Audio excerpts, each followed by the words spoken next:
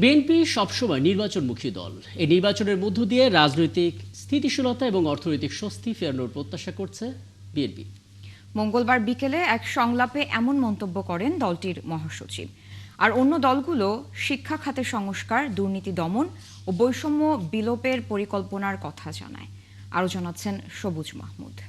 কারণ আমরা প্রশ্ন সংখ্যা কমিয়ে আনতে কিছুটা সংসদ নির্বাচনকে সামনে রেখে দলগুলোর ভাবনা আর ভবিষ্যৎ পরিকল্পনা জানতে নির্বাচনী সংলাপের আয়োজন করে ইংরেজি দৈনিক দ্য ডেইলি স্টার। এতে অংশ নেয় বিএনপি, জামায়াত, এনসিপি, সিপিবি ও জাতীয় নাগরিক পার্টির শীর্ষ নেতারা। কাছে তুলে ধরবেন, সেটার জন্য 10 মিনিট করে প্রত্যেকের সময়। বিএনপি মহাসচিব মির্জা ফখরুল ইসলাম আলমগীর বলেন, অর্থনীতিকে স্বয়ংসম্পূর্ণ করতে বিএনপির সুস্পষ্ট পরিকল্পনা রয়েছে। পরিকল্পনাগুলো আমরা নিয়েছি, এই পরিকল্পনাগুলো বাংলাদেশে নিশ্চয়ই আমরা মনে করি যে ক্রাইসিসটা কাটিয়ে উঠে আমরা এমন একটা জায়গায় যেতে পারবো। এটা আমি জানি একদিনে সম্ভব নয়, দুদিনে সম্ভব নয়, কিন্তু 5 বছরে আমরা পর্যায়ক্রমে সেই জায়গায় পৌঁছতে পারবো যে জায়গায় গিয়ে আমরা একটা স্থিতিশীল জায়গায় দাঁড়াতে পারবো। ক্ষমতায় গেলে শিক্ষা খাতে বাজেট 6% উন্নীত করা, কারিগরি শিক্ষার প্রসার এবং নারী ও কৃষকদের বিশেষ সুরক্ষা নিশ্চিত করতে চায় জামাতে ইসলামী।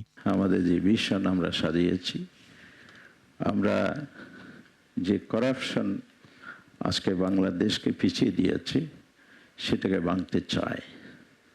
আমরা গড়তে চাই ইনসাফের Bangladesh. This is our vision.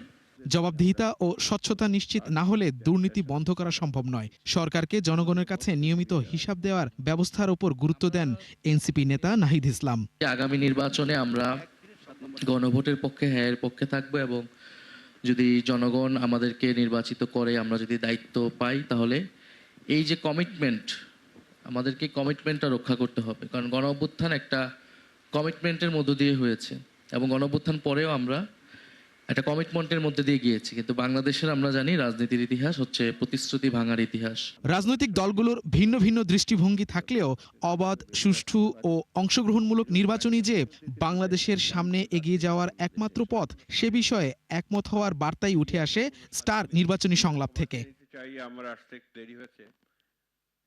সবুজ মাহমুদ, ৭১, ঢাকা।